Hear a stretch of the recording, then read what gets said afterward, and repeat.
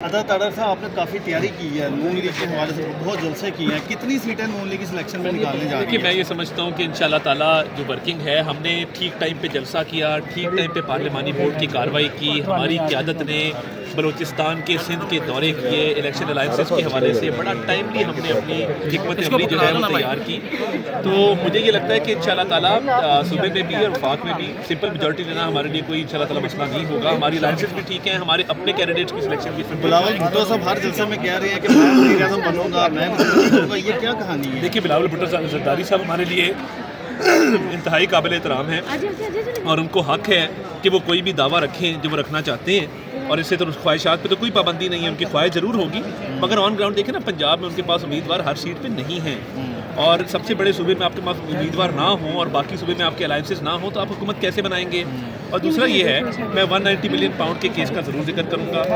पाकिस्तान की तारीख का सबसे बड़ा वो डाका है, सुप्रीम कोर्ट उसको स्टेट मनी डिक्लेयर कर चुका, और अब इमरान नियाजी के लिए अलकादे ट्रस्ट 190 मिलियन पाउंड केस में बचने का कोई तरीका बचा ही नहीं है। आपने काबीना के जरिए कितनी सजा होने जा रही है? देखिए, ये तो कोर्ट ने डिसाइड करना है, मगर ये जो 60 अरब रुपया बाहर से आया और वो जाना था पंजाब के गरीब आवाम को, यतीम को, बेवा को, सिंध के लोगों को, बलूचिस्तान के लोगों को, वो आपने एक और जुर्माना सेटल करने के लिए दे दिया। सुप्रीम कोर्ट ने कहा फ्रॉम पीटर टू पॉल, यानी मैंने अगर 2 लोगों के पैसे देने हैं, मैं एक से पकड़ के दूसरे का उधार उतार दूं, तो फिर वो पैसे तो स्टेट के थे, तो वो स्टेट के अकाउंट में क्यों नहीं आए? अब इमरान नियाजी की कैबिनेट ने जो 60 अरब रुपये का डाका मारा, उससे महंगाई में इजाफा हुआ, पॉलिसियाँ गलत बनी, और इसका खमियाजा इनको भुगतना पड़ेगा, क्योंकि 190 मिलियन पाउंड जैसा केस तारीख में कभी नहीं आया। आखिरी बात सिर्फ ये है कि क्या 8 फरवरी को इलेक्शन के वजह से शुबहात पैदा किए जा रहे हैं, आपका क्या स्टांस है? 8 फरवरी को हर सूरत इलेक्शन होने जा रहा है, इंशाल्लाह ताला इसमें कोई डिले नहीं होगा और ना डिले की कोई गुंजाइश पहुँचेगी। ओके सर, आज क्या फैसला हुआ है अदालत की जानिब से? देखिए, ये तो हल्का बंदियों के लोगों की ग्रीवेंसेस हैं, और ये हर इलेक्शन से पहले हल्का बंदियों की ग्रीवेंसेस आती हैं।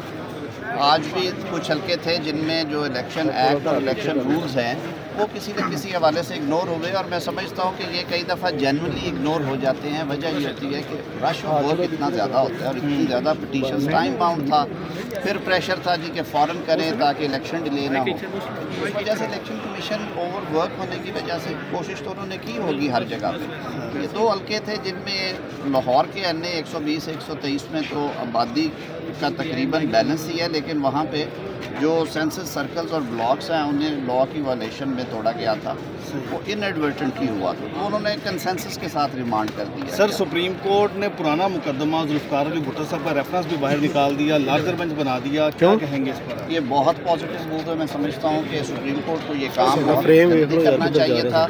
ये रेफरेंस पेंडिंग है 2011-12 से, मेरे ख्याल में आज 12 साल से ज़्यादा अरसा हो चुका, और मैं समझता हूँ ये एक बड़ा मुस्तहसन कदम है केसेस को डिसाइड होना। तो क्या ये अच्छा नहीं है कि जो लाइफ टाइम बैन के ऊपर जो पिटिशनें पड़ी हुई हैं वो भी साथ ही चेकअप की जाए, लार्जर बेंच बना जाए? मेरे तो प्रेसिडेंट सुप्रीम कोर्ट बार ने जो दायर की हुई है और सुप्रीम कोर्ट बार एसोसिएशन ने, उसे भी आज दायर किए हुए 2 साल हो गए हैं, और सुप्रीम कोर्ट बार एसोसिएशन ने वो रेजोल्यूशन करने के बाद की थी। उन्होंने कहा था कि ये फंडामेंटल राइट है हर शहरी का कि वो इंतखाबात में हिस्सा ले। अब ये सिर्फ मियां नवाज शरीफ का केस नहीं है, इसमें 100 से ज़ायद लोग हैं जिन्हें ताहयात रोक दिया गया था।